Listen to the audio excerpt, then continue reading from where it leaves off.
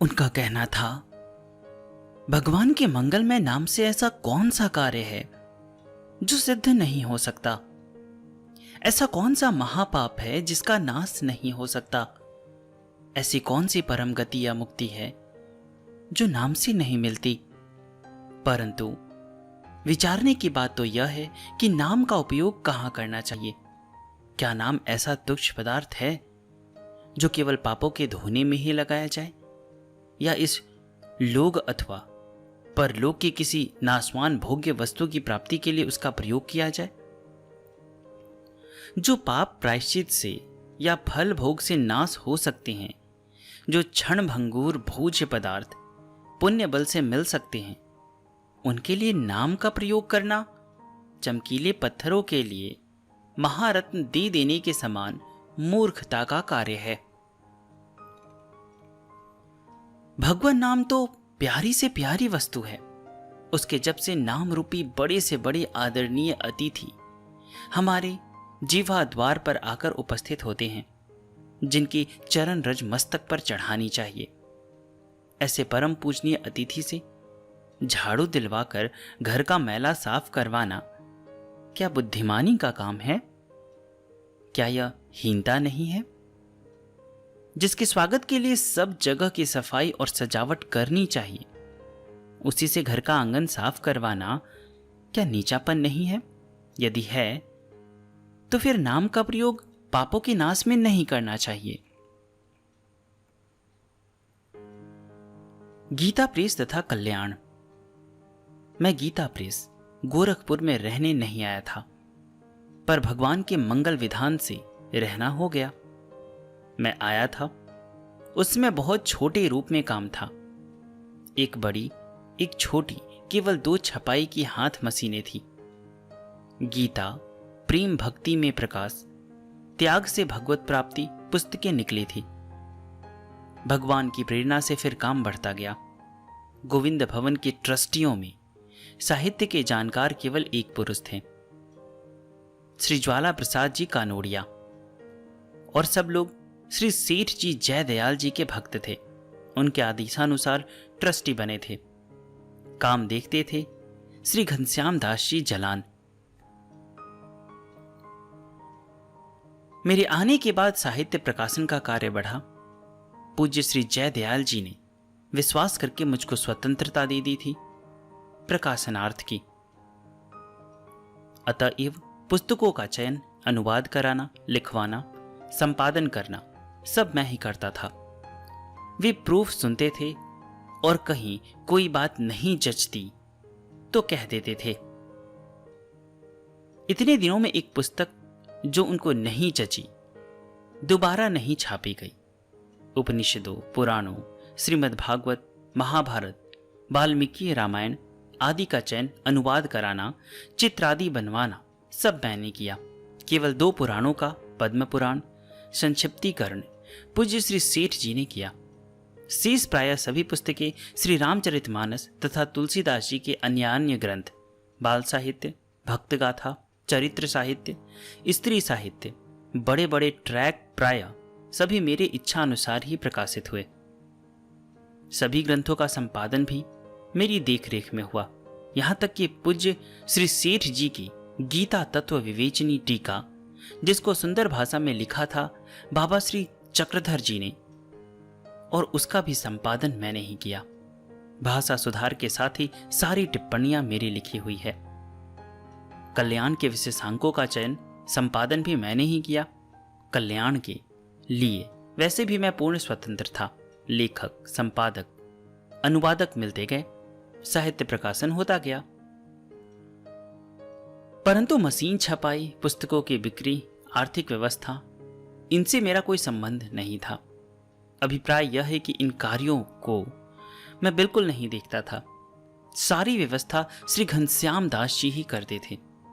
साहित्य निर्माण सारा मेरे जिम्मे था, व्यवस्था सारी उनके जिम्मे थी।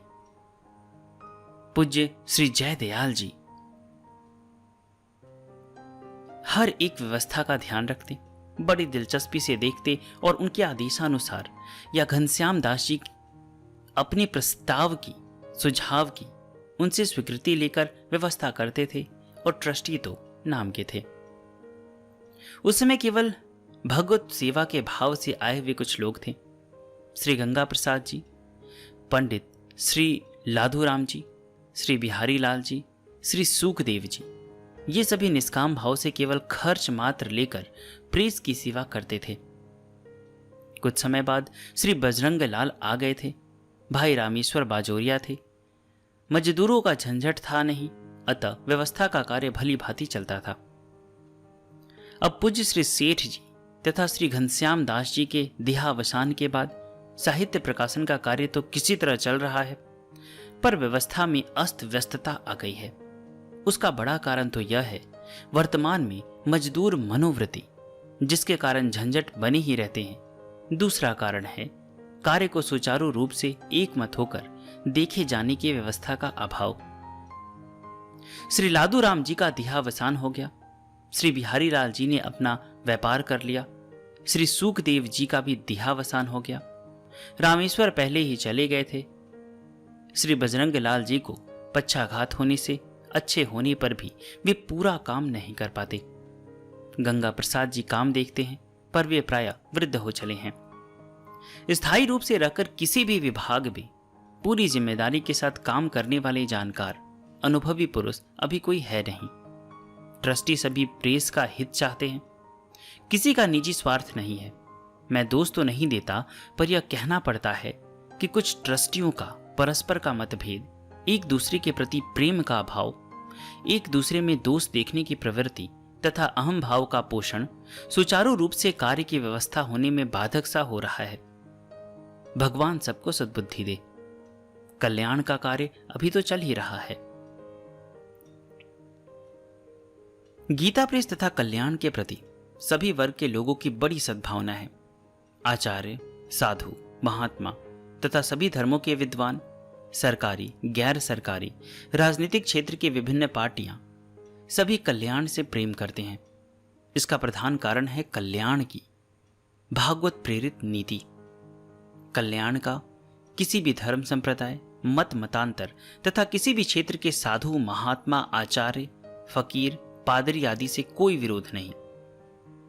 कट्टर सनातन धर्मी होते हुए भी तथा सनातन धर्म का प्रचार मुख्य उद्देश्य होने पर भी किसी भी मत संप्रदाय की अच्छी बातें कल्याण में बिना संकोच आदर से ही प्रकाशित की जाती है। यदि देखा जाए तो इससे उदार सनातन धर्म के सिद्धांतों का भी प्रचार होता है। विभिन्न संप्रदाय धर्म के लोग अपनी बात पढ़ने के लिए कल्याण लेते हैं, पर कल्याण लेने पर अन्य लेख भी उनके पढ़ने में आ ही जाते हैं। इसलिए कल्याण के विशेषांकों का बड़ा आदर है सभी श्रेणी के लोगों में, और इसी से गीता प्रेस के प्रति सबकी आत्मीयता एवं ममता है। यह जो मेरे द्वारा गीता प्रेस और कल्याण का कार्य हो रहा है, इसमें वास्तव में मेरा कृतित्व कुछ भी नहीं है। मैं यदि इसके लिए गर्व करूं तो वह सर्वथा मिथ्याचार और अपराध होगा। मैं तो साहित्य, संगीत, कला विहीन, अज्ञान तिमिरांध साक्षात एक जंतु मात्र था। भगवान ने अपने आप स्वाध्याय का दीर्घकालीन सुयोग दिया। संत, महात्मा, भक्त, विद्वानों का संग प्राप्त हुआ। निर्बाध असीम क्षेत्र मिला। बताने, सिखाने तथा सहायता देने वाले समर्थ साथी मिले। यह सब भगवत कृपा तथा भगवत प्रेरणा से ही हुआ। बिना किसी योजना के जिस प्रभु ने अपनी इच्छा से तुझको विशाल किया, गीता प्रेस के कार्य को इतना बढ़ाया, उसकी चतुर्दिक प्रगति की, वे प्रभु जब तक इसे देखना और चलवाना चाहेंगे तब तक किसी भी बाधा विघ्न या साक्षात विध्वंसक भाव से भी इसका कुछ नहीं बिगड़ेगा और यह चलता रहेगा। और जिस क्षण प्रभु इसे रखना नहीं चाहेंगे उस दिन कोई भी शक्ति इसे बचा नहीं सकेगी। इस भगवत विश्वास के सभी अधिकारी हैं और सभी को इससे लाभ उठाना चाहिए। गोरखपुर आने पर तो कल्याण के कारण देश भर के सभी प्रांतों के बहुत बड़े सामान्य साधु, महात्माओं, आचार्यों, विद्वानों, लेखकों, विभिन्न धर्मों के मानने वाले महानुभावों से मेरा संपर्क हो गया। प्रयाग के पंडित श्री गंगानाथ जी झा, श्री भूपेंद्र नाथ सान्याल, श्री रामदयाल मजुमदार, श्री मोतीलाल राय, श्री अनिल वर्णीय राय, वाराणसी के गोस्वामी दामोदर दास जी शास्त्री, महामना श्री गोपीनाथ जी कविराज, श्री भगवान दास जी, श्री प्रेमनाथ जी तर्कभूषण, श्री पंचानंद तर्क रत्न, श्री गिरधर शर्मा जी चतुर्वेदी, श्री देव नायकाचार्य, जगत गुरु शंकराचार्य, श्री भारती कृष्ण जी तीर्थ, जगत गुरु शंकराचार्य, श्री ब्रह्मानंद जी, स्वामी श्री करपात्री जी, नागा बाबा, स्वामी एक रसानंद जी, श्री राजगोपालाचार्य जी, जाजू जी आदि विद्वानों से संपर्क हुआ। भारत के अद्वितीय विद्वान श्री गोपीनाथ जी कविराज जी की कृपा प्रीति तो उत्तरोत्तर बढ़ती गई। कल्याण के कार्य में उनसे जो अमूल्य सहायता मिली तथा मिल रही है वह बड़ा ही महत्वपूर्ण है। गोपीनाथ कविराज जी की जीवनी मैंने बनाई है, अगर आप लोगों ने नहीं सुना है तो उसे अवश्य सुनिएगा। कल्याण के संपादन कार्य में भगवत कृपा से विशिष्ट श्रेणी के विद्वानों का अपूर्व सहयोग प्राप्त हुआ। कल्याण से ही जाकर पंडित श्री नंदू दुलारी जी वाजपेयी उज्जैन विश्वविद्यालय के कुलपति हुए। पंडित श्री शांतनु बिहारी जी द्विवेदी आज अखंडानंद जी के नाम से प्रख्यात भारत के प्रमुख विद्वान महात्मा हैं। श्री मुनीलाल जी आज स्वामी श्री सनातन देव जी के नाम से आदर्श सन्यासी के रूप में प्रसिद्ध हैं। कल्याण के पंडित भुवनेश्वर नाथ जी मिश्र आज गया कॉलेज के प्रिंसिपल हैं। कल्याण के श्री राजफली जी पांडे जबलपुर विश्वविद्यालय के उप कुलपति हैं। पंडित श्री राम नारायण दत्त जी पांडे शास्त्री जी काशी वाराणसी संस्कृत महाविद्यालय के वरिष्ठ आचार्य हैं। श्री कृष्णदास जी कलकत्ता बंगाली शरणार्थियों में अग्रगण्य हैं। श्री चंद्रदीप जी त्रिपाठी पौंडीचेरी श्री अरविंद आश्रम के मान्य सदस्य हैं। पंडित देवधर जी शर्मा श्री कृष्ण जन्मस्थान मथुरा तथा स्वर्गाश्रम ऋषिकेश के सर्वे सर्वा संचालक हैं। श्री गौरी शंकर जी द्विवेदी आदर्श सदाचार का जीवन बिता रहे हैं। कल्याण के द्वारा महात्माओं की जूठन का प्रसाद बांटा जाता है। कल्याण के द्वारा जो कुछ भी होता है वह महात्माओं की जूठन का प्रसाद बांटा जाता है। हमारा उसमें कुछ भी नहीं है। सारा ज्ञान भगवान व्यास का उच्छिष्ट है और सब महात्मा उन्हीं व्यास के स्वरूप हैं। कल्याण तो उन्हीं व्यास जी के उच्छिष्ट का ही प्रचार प्रसार करता है। अपने पास कल्याण के पास कुछ है ही नहीं। यह सौभाग्य महात्माओं की कृपा से मुझे प्राप्त है। यह भगवान की कृपा है। कल्याण की नीति। कल्याण की नीति के संबंध में भाई जी का निम्नलिखित पत्र ध्यान देने योग्य है। प्रिय महोदय, सप्रेम हरिस्मरण। आपका कृपा पत्र मिला, धन्यवाद। आप कल्याण को बराबर पढ़ते आ रहे हैं, यह बड़ी प्रसन्नता की बात है। कल्याण एक धार्मिक पत्र है। सनातन धर्म से संबंध रखने वाली प्रत्येक बात का प्रचार कल्याण द्वारा होता है। इसका प्रधान विषय अध्यात्म ही है। भक्ति, ज्ञान, वैराग्य, निष्काम कर्म योग, वर्ण धर्म, आश्रय धर्म, सदाचार, सती धर्म, नारी धर्म आदि सभी विषयों पर कल्याण द्वारा प्रकाश डाला जाता है। हिंदू शास्त्रों में वेद, उपनिषद, पुराण, महाभारत, रामायण आदि ग्रंथों का बहुत उच्च स्थान है। इन्हीं ग्रंथों में हमारी संस्कृति का परम दिव्य उज्जवल स्वरूप चित्रित है। अतः इन्हीं के आधार पर कल्याण में अधिकांश विचार प्रकट किए जाते हैं। इन सब में भी गीता का स्थान महान है। गीता के अनुसार जीवन बनाने से मनुष्य का प्रत्येक व्यवहार आध्यात्मिक उन्नति का, भगवत पूजन का साधन बन जाता है। गीता ने मुख्य दो निष्ठाओं का वर्णन करके उन्हें भक्ति के साथ संयुक्त कर मणि कांचन योग उपस्थित किया है। कल्याण किसी व्यक्ति के मत की ओर आकृष्ट न होकर अपनी समझ के अनुसार भगवान के मत का प्रकाश करता है। कल्याण गीता को कर्म योग और ज्ञान योग दोनों निष्ठाओं का प्रतिपादक मानता है। कल्याण ने अब तक इसी नीति से गीता को देखने और समझने का प्रयास किया है। कल्याण किसी व्यक्ति या व्यक्तिगत सिद्धांत का प्रचारक न होकर निष्पक्ष शास्त्रीय सिद्धांत का ही प्रचार करना अपना ध्येय मानता है। पर कल्याण किसी पर किसी सिद्धांत को लादता भी नहीं चाहता। जो अपने शुद्ध दृष्टिकोण से गीता में केवल संन्यास का प्रतिपादन मानते हैं, वे वैसी बात मान सकते हैं, और जो केवल निष्काम कर्म योग को ही गीता का मुख्य सिद्धांत मानते हैं, वे भी अपने मत के लिए स्वतंत्र हैं। कल्याण अपनी बात कहता है, किसी का खंडन नहीं करता। कल्याण का यह दावा भी नहीं करता गीता के संबंध में वह जो मानता है वही ठीक है। गीता श्रीमद् भगवान की वाणी है, इसलिए वह सभी के लिए उपयोगी है।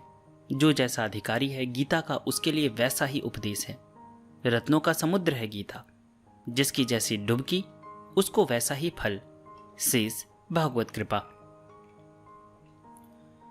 कल्याण की निर्धारित नीति का श्री भाई जी कितनी दृढ़ता से पालन करते थे, इसे समझने के लिए श्री सेठ जी को लिखा निम्नलिखित पत्र सहायक होगा।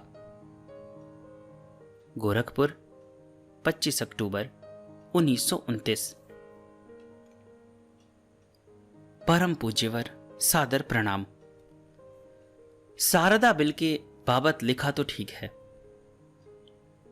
इस कानून का मैं बड़ा विरोधी हूं, केवल कन्या की आयु के नाते ही नहीं, वरन धार्मिक विषयों में कानून के द्वारा हस्तक्षेप के कारण भी। इस कानून को रद्द करवानी और आइंदे इस तरह का कानून न बने, इसके लिए जरूरत है सरकार के मन में यह जमा देने की कि यदि कहीं सरकार किसी को खुश करने के लिए ऐसा करेगी तो उसकी दशा भी काबुल के अमानुतुल्लाह की सी ही हो सकती है।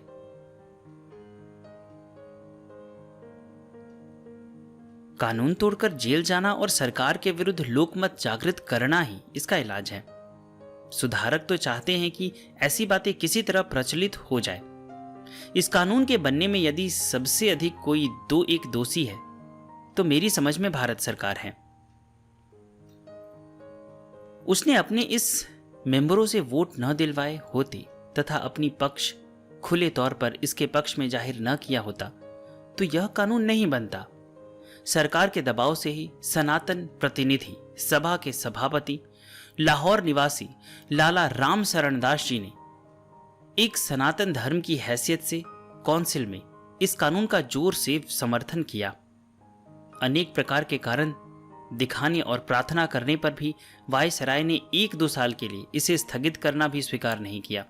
और भी कई ऐसी बातें हैं जो पत्र में लिखना उचित नहीं है, पर जिनको मैं जानता हूं, ऐसी अवस्था में इस कानून का विरोध केवल सामाजिक या धार्मिक दृष्टि से करने पर कोई फल नजर नहीं आता।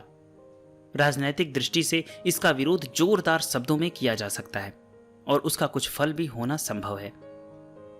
कल्याण इन सब बातों में न पड़कर केवल मानव धर्म, सदाचार और भगवत भक्ति के क्षेत्र में काम कर रहा है। इसको दूसरे क्षेत्रों में उतारना मेरी समझ में उचित नहीं प्रतीत होता। आज हजारों सरकारी नौकरों में इसके द्वारा सदाचार और भक्ति का प्रचार होता है। इसके राजनीतिक क्षेत्र में आते ही उन सबको अलग होना पड़ेगा। सनातनी भी डर के मारे ग्राहक बनना पसंद नहीं करेंगे। सुधारक तो प्रायः बहुत ही कम ग्राहक हैं।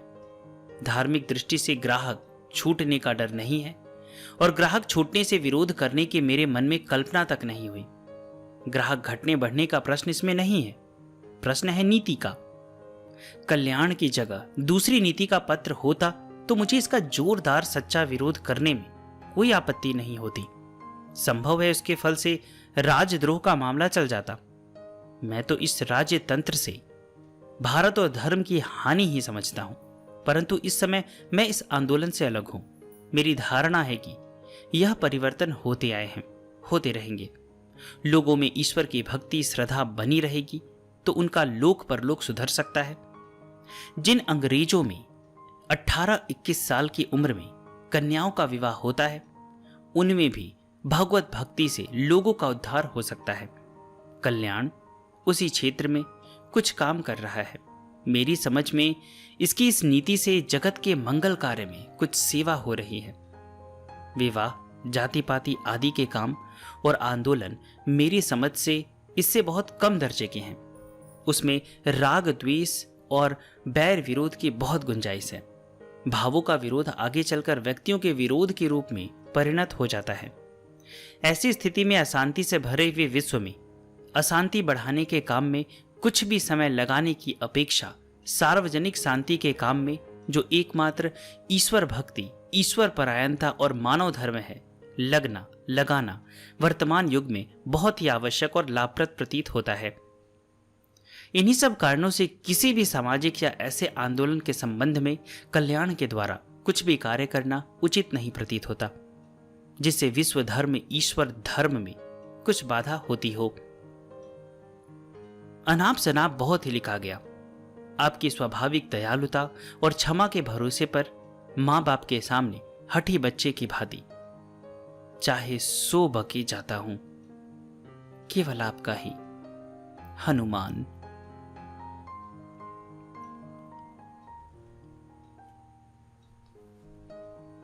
भगवत सेवा बुद्धि से गीता प्रेस का कार्य करने के लिए प्रोत्साहन।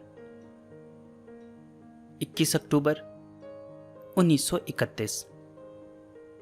श्री गंगा प्रसाद जी, सप्रेम राम राम। आपका कृपा पत्र मिला था। कल आपका तार मिला, परंतु उससे पहले ही मैं तार दे चुका था, जिसमें लिखा था कि रामेश्वर जल्दी आ रहे हैं। यदि गोरखपुर बिना आए काम चल सके तो मैं रतनगढ़ ठहरता हूं। ईश्वरांक 2500 छाप सकते हैं। तार पहुंच गया होगा। इसके बाद ही आपका तार मांझी तथा दुराजी के बृहस्पतिवार को रवाना होने का मिला।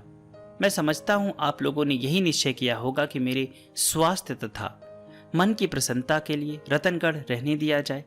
इस निर्णय से आप लोगों ने मुझ पर बड़ा बोझ डाल दिया है। कहीं भी रहना है, किसी स्थान विशेष में रहने से ही स्वास्थ्य ठीक ही रहेगा, या मनुष्य नहीं मरेगा, या कोई बात ही नहीं। देश में भी लोग बीमार होते हैं और मरते हैं। ऐसी हालत में कार्य की दिक्कत के ख्याल से आपका पत्र पाते ही मुझे गोरखपुर आ जाना उचित था, परंतु ऐसा न करके मैंने आपको तार दिया कि मैं आने को तैयार हूं। बिना संकोच मुझे आने के लिए तार दे दे। इसका जवाब आप लोग और क्या दे सकते थे। कितना ही काम हो, कैसा ही संकोच रहता हो, परंतु मेरे मन की ओर देखकर आप लोग स्वयं दिक्कत सहकर भी यही लिखते और यही निर्णय करते जो आपने किया। इससे भी अधिक अच्छा अवश्य यह होता कि आप लोग काम में जरा सी भी दिक्कत देखते या विचार आता तो मुझे बिना संकोच, बिना किसी हिचक के बुलाने का तार दे देते। उससे मुझ पर अधिक उपकार होता, परंतु शायद मेरे प्रेम की कमी से ही आप लोगों को इतना संकोचहीन साहस न हुआ हो। हाँ, वास्तव में मेरे न आने में काम की आपको कोई कठिनता न प्रतीत हुई हो और जरा भी संकोच न रहकर और मुझे प्रसन्न रखने का ख्याल सर्वथा छोड़कर ही आपने मुझे देश में रहने देने का निर्णय किया हो, तब तो बहुत ठीक है। मुझे कुछ भी कहना नहीं है। यो तो संयोग वियोग संसार में सदा है ही, यही इसका स्वरूप है। नित्य संयोग तो एक परमात्मा का है जिसका वियोग न कभी हुआ और न हो सकता है। इस तत्व को समझकर सदा प्रसन्न रहना चाहिए। फिर जहां हम हैं वहां वियोग ही संयोग है। उस दिन आपके पत्र में बहुत घबराहट तथा झुंझलाहट सी झलकती थी। ऐसा नहीं होना चाहिए। सदा स्थिर, धीर और प्रेम तथा आनंद से भरे रहना चाहिए। हृदय इतना विशाल होना चाहिए जिसमें शत्रु भी आसानी से स्थान पा सके। वस्तुतः शत्रु अपना बिना जीता हुआ मन ही है। जिसने मन पर विजय प्राप्त कर ली, जो प्रतीक प्रतिकूल स्थिति अनुकूलता में परिणत कर सकता है, उसका कोई शत्रु नहीं रह सकता। वह सदा ही निर्भय, निश्चिंत और सुख में रह सकता है। नदी नाव संयोग है। सब लोगों को खूब ही प्रेम से एक दूसरे के गुण देखते और उनका आदर करते हुए जीवन निर्वाह करना चाहिए। ऐसा होगा तो प्रकृति में भेद रहने पर भी कार्य में कोई अड़चन नहीं आएगी तथा सब लोगों के दोष आप ही निकलते चले जाएंगे। गुणों के देखने और गुणों का आदर करने से ही गुण बढ़ते हैं और दोषों के देखने और दोषों पर आलोचना करने से दोष बढ़ते हैं। यह सिद्धांत मान लेना चाहिए। ईश्वरांक संबंधी समाचार कल सब पढ़े। श्री दुजारी जी के नहीं जचने पर भी आप लोगों की सबकी सम्मति के अनुसार मैंने 2500 छापने के लिए तार दे दिया है।